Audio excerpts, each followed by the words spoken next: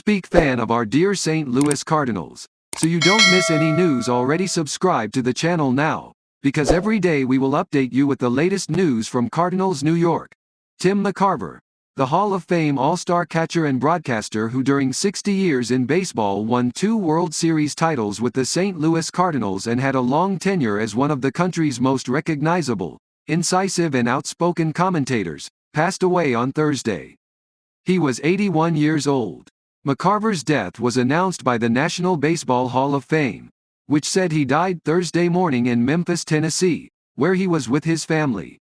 Among the few players to appear in Major League games in 4 different decades, McCarver was a 2-time All-Star and worked closely with 2 future Hall of Fame pitchers, the tempestuous Bob Gibson, whom McCarver caught for St. Louis in the 1960s, and the introverted Steve Carlton, McCarver's Cardinals teammate in the 1960s and Philadelphia Phillies teammate in the 1970s.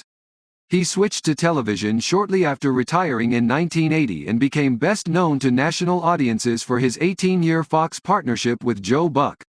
"I learned very quickly that if you were in his inner circle, he would be a fierce advocate for you," Buck said Thursday. Career. And sometimes it was because he was a teacher of the game. If any player or coach did not manage or play the way he thought the game should be played, he would let the national public know. He was always the first to arrive at the clubhouse the next day. If that person had something to say to him, he would get involved and stand his ground, but fair enough. He taught me a lot about the game, but he taught me as much or more about broadcasting on a national level.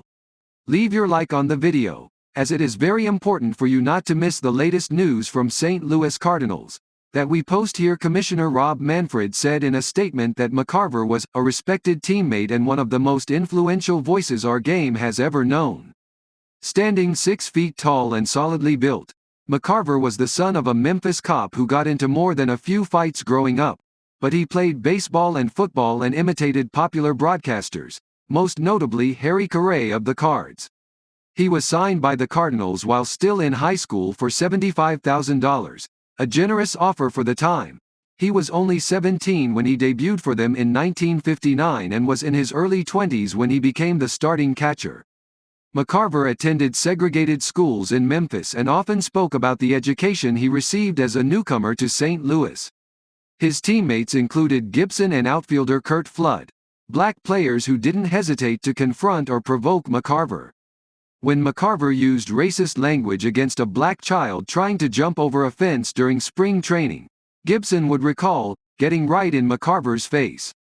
McCarver liked to tell the story about drinking an orange soda during a hot day in spring training and Gibson asking him for some, then laughing when McCarver flinched. "It was probably Gibby more than any other black man who helped me overcome whatever latent prejudices I may have had," McCarver wrote in his 1987 memoir, "Oh, Baby, I Love It." Hey fans, put in the comments what you thought of the champion and analyst McCarver, and if you liked him. Your opinion of him is very important. Stay tuned as I update you at any time with the latest news from St. Louis Cardinals.